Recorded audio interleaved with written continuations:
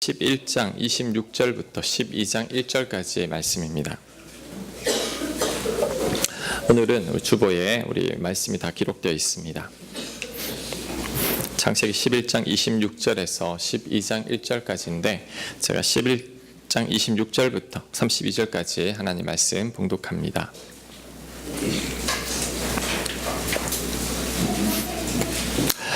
데라는 70세에 아브라함과 나홀과 하란을 낳았더라. 세 아들을 낳았습니다. 데라의 족보는 이러하니라. 데라는 아브라함과 나홀과 하란을 낳고 하란은 롯을 낳았으며 그러니까 롯은 아브라함의 조카겠죠. 하란은 그 아비 데라보다 먼저 고향 갈대아인의 울에서 죽었더라. 아브라함 동생이 죽었습니다. 아브라함과 나홀이 장가 들었으니 아브라함 아내의 이름은 사레며 나홀의 아내의 이름은 밀가니 하란의 딸이요 하란은 밀가의 아버지며 또 이스가의 아버지더라. 사레는 임신하지 못함으로 자식이 없었더라. 데라가 그 아들 아브라함과 하란의 아들인 그의 손자 롯과 그의 며느리 아브라함의 아내 사라를 데리고 갈대아인의 우르를 떠나 가나안 땅으로 가고자 하더니 하란에 이르러 거기 거류하였으며 데라는 나이가 250세가 되어 하란에서 죽었더라. 아멘. 자, 오늘부터 이제 창세기를 공부하려고 합니다. 창세기를 공부하는 이유가 여러 가지가 있습니다. 처음에는 믿음이 없었던 우리 믿음의 조상들의 삶을 통해서 이제 믿음을 배울 수 있기 때문이죠. 아브라함, 이삭, 야곱, 요셉 믿음 없었습니다. 그런데 하나님께서 이들을 믿음의 사람으로 만들어 갑니다. 그래서 이 네 분을 통해서 우리가 어떻게 믿음을 잘할 수 있는지를 배워보고 또 우리 창세기에는 이들 내 가정에서 펼쳐지는 여러 가지 일들을 통해 우리에게 정말 많은 교훈을 줍니다. 그 교훈을 한번 배우기 위함입니다. 제가 그동안 창세기를 많이 설교하지 않았습니다. 왜냐하면 제가 개척하고 수요 예배 때 창세기를 설교를 했었습니다. 아버지 집을 떠나 알지도 못한 땅으로 떠난 아브라함과 같은 심정이었죠. 제가 그 아브라함의 마음을 알고자 제가 창세기를 말씀을 전했는데 저도 은혜를 참 많이 받았습니다. 그런데 이제 전할 분이 없었어요. 그때 이제 예배가 2-3명밖에 안 드렸거든요. 그러니까 참 좋았던 시간인데 이제 말씀을 전하지 못해서 아쉬운 차에 한편 이번에 다시 창세기를 보니까 새로운 은혜가 있습니다. 5년 전 설교와는 분명히 다를 겁니다. 5년 전의 저와 지금의 제가 다르기 때문이죠. 그래서 이번에 창세기를 새롭게 시작하는데 여러분 주일 절대 결석하지 마십시오. 주일 빠지면 안 됩니다. 주일 꼭 지키시고 그 다음에 혹 몸이 편찮으셔서 주일 못 온다면 영상으로라도 꼭 설교를 보십시오. 왜냐하면 설교가 이어집니다. 한 1년 넘게 이제 창세기가 시작될 텐데 여러분들 꼭 빠지지 않고 또 예배 잘 드렸으면 합니다. 자, 아브라함부터 얘기를 시작합니다. 아브라함의 시작은 떠남입니다. 떠나는 것. 아브라함은 2번이나 떠나야 했습니다. 먼저 아버지와 평생 살던 땅을 떠납니다. 자, 31절 말씀, 31절. 데라가 그 아들 아브라함과 하란의 아들인 그의 손자 롯과 그의 며느리 아브라함 아내 사라를 데리고 4명이 떠나죠. 갈대아인의 우르를 떠나 가나안 땅으로 가고자 하더니 여러분 처음부터 아브라함이 떠난 게 아닙니다. 아버지가 먼저 떠났죠. 아들을 데리고. 그런데 여러분 이 떠남도 쉽지 않습니다. 왜냐하면 고대 근동 지역은 부족 중심의 사회죠. 개인이 혼자서 살 수 없는 사회입니다. 그 부족을 떠난다는 것은 어떻게 보면 목숨을 잃을 각오도 해야 하는 거죠. 당시의 치안 상태로 보면 이제 개인이 부족이나 공동체로부터 떠나게 되면 전혀 보호를 받을 수 없게 됩니다. 정말 위험한 떠남이죠. 그래서 이제 아브라함의 동생 나홀은 떠나지 않습니다. 자, 26절에 보면 데라는 70세 아브라함, 나홀, 하란 낳았죠. 세 아들이 있죠. 근데 28절 보면 하란은 그 아비 데라보다 먼저 고향 갈대아인의 울에서 죽었더라. 셋째 아들은 죽었습니다. 아버지보다 먼저. 그 다음 31절에 보면 아까 4명이 떠났죠. 나홀은 같이 떠나지 않은 거죠. 그러니까 아버지가 떠나자라고 했을 때 나홀은 아버지 전 떠나지 않겠습니다. 그래서 아브람만 이제 아버지하고 떠나게 되는 거죠. 자, 이것을 볼 때 아브람도 별로 떠나고 싶지 않았을 겁니다. 아버지 때문에 억지로 떠났을 수도 있다라는 거죠. 여러분들 중에서는 이제 섬기는 교회를 어쩔 수 없이 떠나서 이 교회에 오신 분들이 있는데, 여러분 떠날 때 쉬웠습니까? 쉽지 않죠. 떠나는 건 쉬운 게 아닙니다. 그런데 아브라함은 떠났죠. 그런데 아버지 데라가 원래는 가나안 땅으로 가려고 했는데 하란이란 지역의 땅 머물러 버립니다. 떠남을 포기하죠. 자, 31절 후반부에 보면 가나안 땅으로 가고자 하더니 하란에 이르러 거기 거류하였으며, 그러니까 아버지가 하란이 좋았던 것 같아요. 죽은 아들 하란 이름하고도 똑같고 이제 그곳에서 정착하려고 합니다. 그런데 이때 하나님께서 처음 아브라함에게 말씀이 임합니다. 하나님 처음 나타나셨죠. 그에게 또 떠나라고 합니다. 창세기 12장 1절 여호와께서 아브라함에게 이르시되 너는 너희 고향과 친척과 아버지 집을 떠나 내가 내게 보여줄 땅으로 가라. 자, 이 두 번째 떠남은 결코 쉬운 떠남이 아닙니다. 왜냐하면 이제는 아버지를 두고 떠나야 했기 때문입니다. 여러분, 아브라함이 아버지를 떠날 때 아버지가 살아 있었습니다. 성경을 보면 약간 헷갈릴 수 있는데, 자 26절 볼게요. 데라는 70세에 아브라함과 나홀과 하란을 낳았더라. 70세에 낳았죠. 그런데 아브라함이 하나님의 부르심을 받았을 때가 75세입니다. 그러면 아브라함이 하나님의 부르심을 받았을 때 아버지 나이가 몇 살일까요? 70에다 75를 더하면 145세죠. 근데 데라가 언제 죽었느냐? 32절을 보면 데라는 나이가 205세가 되어 하란에서 죽었더라. 이를 볼 때 아브라함이 떠난 후에 아버지 데라는 70년을 홀로 살았다라는 거죠. 여러분, 이런 아버지를 두고 떠나기가 쉽지 않은 거죠. 떠남의 과정 속에 분명 많은 고통과 아픔이 있었을 겁니다. 저는 데라가 그의 고향을 떠나자고 한 이유도 성경에는 기록되어 있지 않지만 뭔가 큰 환난이나 아픔이 있었을 것이라고 생각합니다. 그렇지 않고 왜 땅을 떠나겠습니까? 잘 살던 땅을. 제가 대충 추측해 보건대 이제 창세기 11장에는 아브라함의 엄마에 관한 이야기는 전혀 없습니다. 이를 보건대 아마 죽지 않았나 생각합니다. 그러니까 아내가 남편을 따라가지 않잖아요. 죽었기 때문에 아마 따라가지 않았던 것 같고, 그 다음에 이 데라는 하란 아들이 또 일찍 죽었잖아요. 그러니까 이 데라는 슬픔을 겪은 자죠. 아내 죽고 자식이 먼저 죽고, 그리고 그 외에도 고향을 떠나야 할 만큼 어떤 충격적인 사건이나 아픔이 있었던 것 같습니다. 그러지 않고서는 이 고향을 떠날 수가 없는 거죠. 그로 인해 어쩔 수 없이 아버지를 떠났는데 그 아버지를 아브라함은 또 떠나야 한다라는 거죠. 이 떠남이 얼마나 힘들었을까요? 자, 그런데 하나님은 떠나라고 말씀하셨습니다. 너희 고향과 아버지 집을 떠나라. 자, 우리에게 주는 중요한 교훈이 한 가지 있습니다. 믿음의 훈련의 시작은 떠남에서 시작됩니다. 떠나지 않고는 믿음의 훈련을 할 수 없습니다. 왜요? 나는 내가 살아가는 방식에 익숙해져 있기 때문이죠. 나는 자꾸 현실에 안주하려고 하기 때문입니다.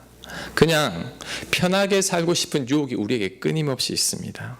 그래서 떠나고 싶지 않은 거죠. 그런데 떠나지 않고서는 절대 믿음이 자라지 않습니다. 반드시 떠나야 합니다. 우리 모두는 이 떠남의 훈련을 반드시 받아야 합니다. 그래서 아브라함도 고향을 떠나보내고 아버지 품을 떠나보냅니다. 야곱도 떠납니다. 요셉도 떠나죠. 애굽 땅으로. 이삭만 안 떠납니다. 그러니까 이삭의 성경에 관한 이야기가 별로 없어요. 왜? 그냥 떠나지 않고 있으니 그 삶 속에서 그냥 밋밋하게 살아가게 되었다라는 거죠. 모세도 하나님께서 그를 쓰시고자 할 때 궁궐을 떠나 광야로 떠나게 하셨고, 다윗도 어릴 때부터 광야로 떠나 혼자 양을 쳤고, 나중에는 사울에게 쫓겨다니며 광야로 떠나야 했습니다. 익숙한 곳을 떠나는 것은 결코 쉽지 않습니다. 하지만 떠나지 않고서는 여러분 절대 믿음이 자라지 않습니다. 하나님을 의지하지 않기 때문이죠. 내가 살아온 방식대로만 살려고 합니다. 내가 믿고 있는 사람, 내가 가진 돈, 내 지혜, 내 경험을 의지해서 살아가지 하나님을 의지하지 않는 거죠. 자, 이런 것들로 인해 우리가 하나님을 깊이 만나는데 방해가 된다라는 거죠. 그래서 우리는 반드시 떠나야 합니다. 이런 떠남이 아브라함처럼 지리적인 어떤 공간적인 자리에서 떠나는 떠남일 수도 있습니다. 내가 지금 거하는 자리에서 하나님을 깊이 만나지 못하고 있다면 나는 과감히 그 자리를 떠나야 합니다. 그때 나의 믿음이 자라기 시작합니다. 자, 그 다음 여러분의 삶의 방식에서 떠나야 합니다. 세상의 가치관을 따르는 삶에서 이제는 하나님 말씀 중심으로 떠나야 합니다. 불순종하던 삶에서 이젠 순종으로 떠나야 합니다. 이 순종의 자리로 떠나지 않으면 여러분의 믿음의 업그레이드는 없습니다. 이 자리를 떠나야 합니다. 사람에게서 떠나야 할 때도 있습니다. 이 사람은 나로 하여금 하나님과 자꾸 멀어지게 하는 사람이죠. 모든 복의 시작은 만남에서 시작됩니다. 근데 어떤 만남은 하나님과 깊은 사귐을 주지만 어떤 만남은 하나님과 원수되게 합니다. 바울은 바나바를 만남으로 그의 인생이 바뀌고 하나님의 사람으로 쓰임받게 되지만 삼손은 들릴라를 만남으로 그는 죽음에 이르게 됩니다. 내가 떠나야 할 사람 반드시 떠나야 합니다. 현실에서 편안하게 안주하고 싶은 마음에서도 우리는 떠나야 합니다. 안주하는 삶은 몸은 편하지만 내 삶이 점점 느슨해집니다. 물론 하나님과도 점점 멀어지게 되죠. 라우디게아 교회처럼 차갑지도 않고 뜨겁지도 않은 그런 신앙을 살게 되죠. 그래서 힘들어도 여러분 넓은 길을 포기하고 좁은 길로 접어들 때 그때 하나님을 만납니다. 제가 목사다 보니까 제게 이제 조언을 구하러 오는 분들이 종종 있습니다. A가 있고 B가 있는데 목사님 어떻게 했으면 좋겠습니까? 물으면 저는 답은 주진 않아요. 근데 딱 한 가지를 말합니다. 어떤 선택이 하나님과 더 가까워질 것 같습니까? 하나님과 가까워지는 선택을 하십시오. 이 말에 대충 알아듣고 하나님과 가까워지는 선택을 하는 분들이 많습니다. 그런데 어떤 분들은 그럼에도 불구하고 힘들까봐 하나님과 가까워지는 자리를 마다하고 편한 자리로 갑니다. 롯이 그 좋은 예죠. 그는 믿음의 사람 아브라함 품보다는 눈에 보인 좋은 땅, 물된 동산과 같은 소돔과 고모라 땅으로 떠납니다. 그로 인해 결국 망하게 되죠. 부자 청년, 예수님이 따르라고 했을 때 돈 때문에 이 돈을 버리면 어떻게 살아? 보장되지 않는데 돈 때문에 따르지 않게 됩니다. 자, 데마. 골로새서에는 데마가 좋게 나옵니다. 근데 디모데후서에 보면 바울이 이런 표현을 합니다. 데마는 세상을 사랑하여 나를 떠나갔고 하나님의 사람이었는데 그는 세상이 좋아서 하나님을 떠나게 되었다라는 거죠. 근데 그때부터는 성경에 더 이상 등장하지 않게 됩니다. 떠남이 힘들어도 하나님과 더 깊은 사귐을 원한다면, 내 믿음이 자라기를 원한다면 여러분 반드시 떠나야 합니다. 여러분의 삶의 장소에서, 삶의 방식에서, 여러분이 믿고 있는 사람에게서, 그리고 안주하려는 그 편한 마음에서, 불순종하는 마음에서 떠나야 합니다. 자, 그럴 때 나도 모르게 하나님을 바라보게 되고 그때 하나님을 만나게 됩니다. 여러분 믿음이 자라게 되죠. 여러분 이용규 선교사님 알죠? 내려놓음이라는 책의 저자인데, 우리 이용규 선교사님은 이제 하버드 박사 출신이잖아요. 그런데 그가 몽골로 떠났습니다. 그 정도 학벌이면 한국에서도 좋은 대학에서 좋은 교수로 평생 존경받으며 편하게 지낼 수 있을 텐데 그는 몽골로 떠났습니다. 떠났기에 이용규 선교사님이 나오게 된 거죠. 내려놓음이라는 그 좋은 책이 우리 모두에게 읽혀지게 된 겁니다. 선교사님이 몽골에서 이제 완전히 정착하고 잘 살고 있을 때 하나님은 또 떠나라고 말씀하셨습니다. 이 두 번째 떠남은 정말 힘들었다고 합니다. 그분의 책을 읽어보면 이제 췌장에 이제 염증이나 혹 같은 게 생겨가지고 거의 죽을 뻔했다는 거예요. 수술도 가장 뛰어난 의사가 수술을 했는데 수술이 잘못돼서 한 달간 정말 고생했고 죽을 고비를 넘겼다고 합니다. 지금도 그 인도네시아 땅에서 대학을 설립하는데 1년에 갚아야 할 빚이 이제 40억이 넘는다고, 매년. 자, 힘들죠, 떠나는 것. 하지만 이 떠남을 통해서 선교사님이 하나님을 더 깊이 만나게 되었고 그의 믿음이 점점 더 자라게 되었다는 거죠. 저 또한 이런 떠남의 순간이 있었습니다. 그래서 이곳에 오게 됐죠. 근데 제가 떠나기를 원치 않았다면 전 떠나지 않을 수도 있었습니다. 그러면 이 교회는 탄생하지 않았을 거죠. 그리고 지난 5년간 저에게 주신 하나님 은혜를 저는 놓쳤을 것입니다. 그래서 떠나게 된 것을 지금 너무나 감사하게 생각하고 있습니다.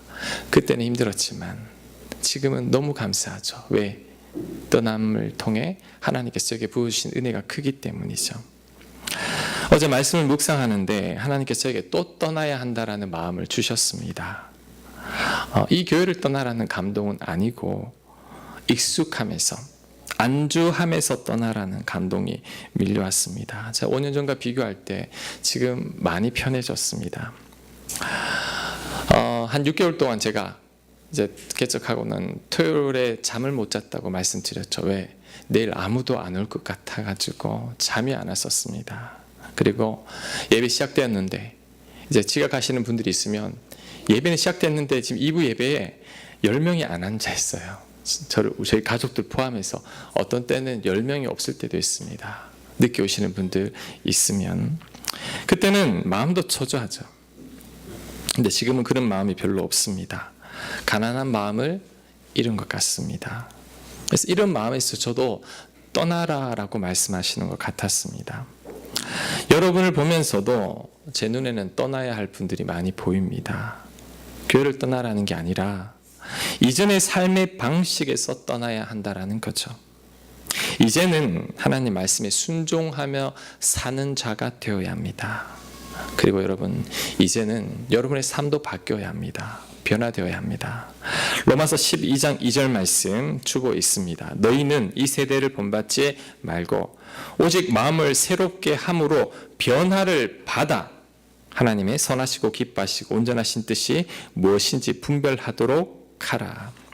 자, 하나님께서 아브라함을 떠나라고 하신 이유는 단 한 가지죠. 그를 변화시키기 위해서죠.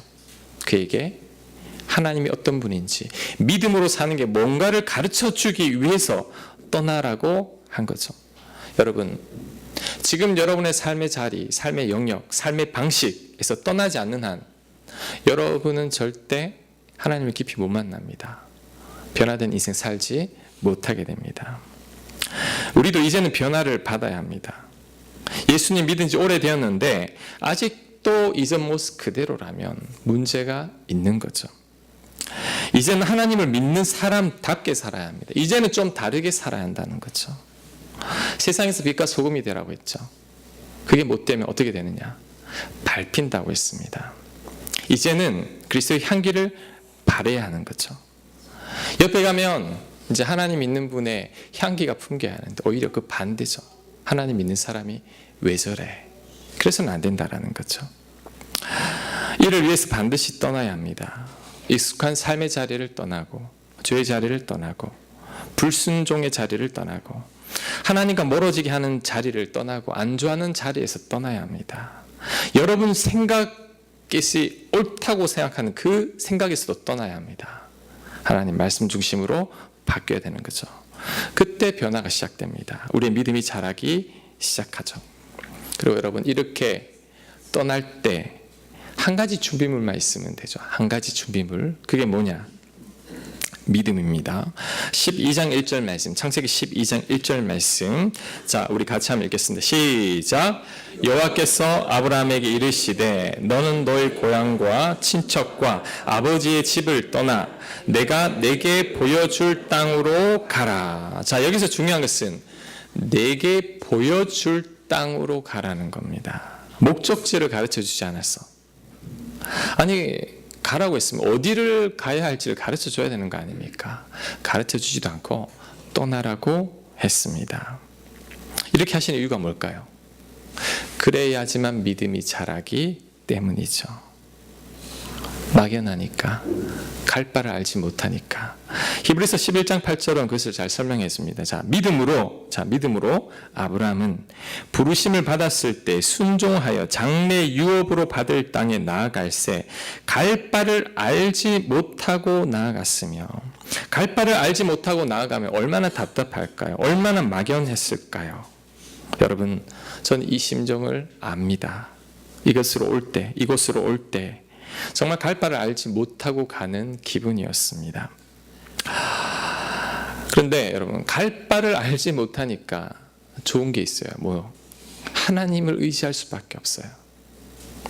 무릎 안 꿇을 수가 없어요. 기도 안 할 수가 없습니다.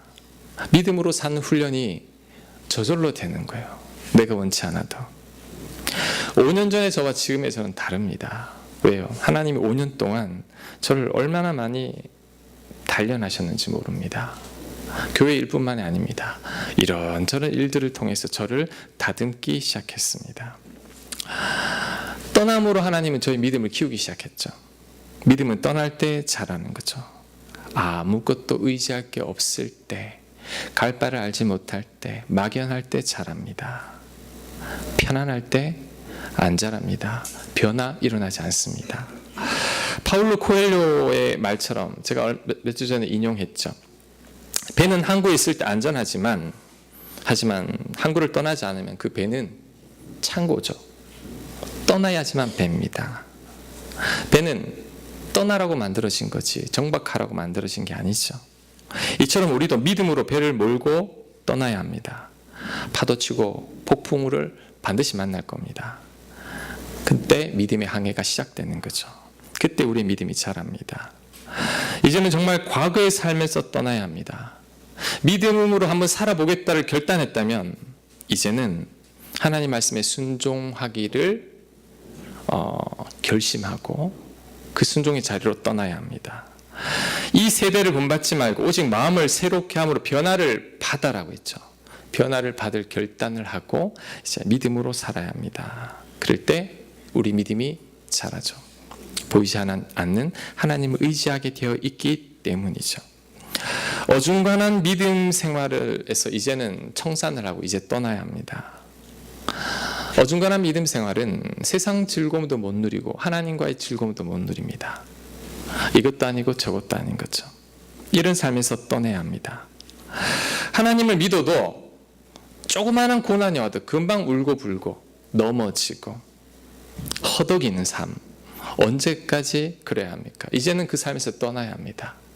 큰 고난이 와도 요동치지 않는 깊은 바닷속의 물결과 같은 든든함이 있는 사람이 되어야지 언제까지 흔들리려고 하십니까?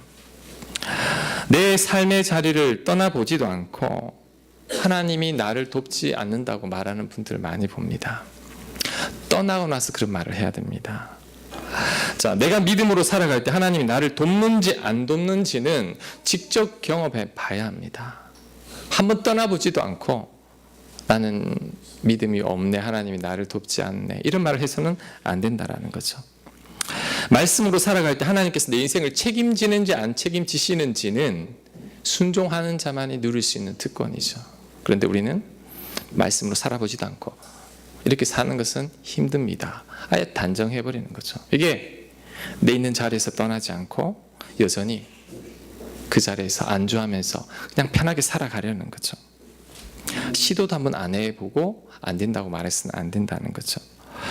제가 동순교회를 사임할 때 마지막 설교 본문이 이제 2014년 5월 마지막 주 찬양 예배 때 파송을 받으면서 창세기 12장 1절로 설교를 했었습니다. 왜냐하면 그때 제 마음이었죠.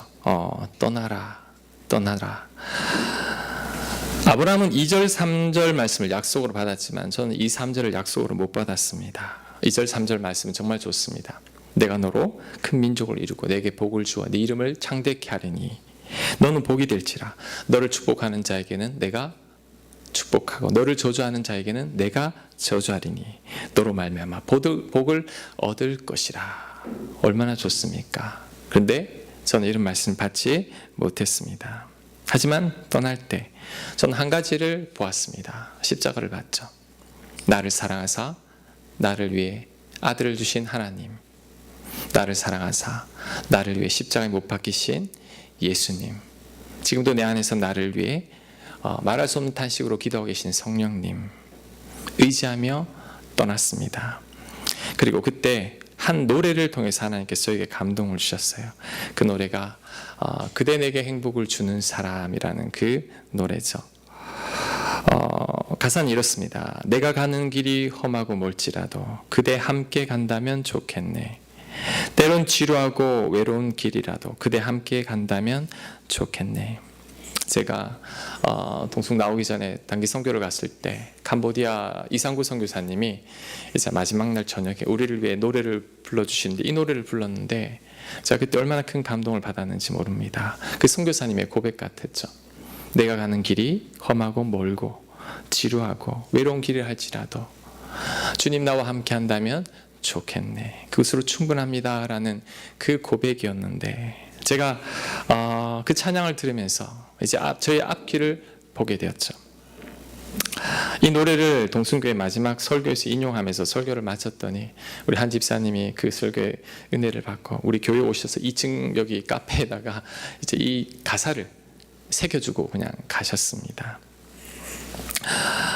제가 개척을 준비하면서 그리고 개척을 시작하면서 이 노래를 듣고 또 들었습니다. 힘들 때마다 듣고 울면서 듣고 그랬더니 믿음이 생깁니다. 내가 가는 길이 험하고 멀지라도 때론 지루하고 외로운 길이라 할지라도 주님 나와 함께 하신다면 좋겠네. 함께 하신다면 문제 없겠네. 노래를 듣다 보면 믿음이 생깁니다. 확신이 생깁니다. 하나님께서 나와 함께 하신다는 것. 자, 믿음으로 떠난 후 5년이 흘렀습니다. 돌이켜보니 그 노래 가사처럼 되었다는 거죠.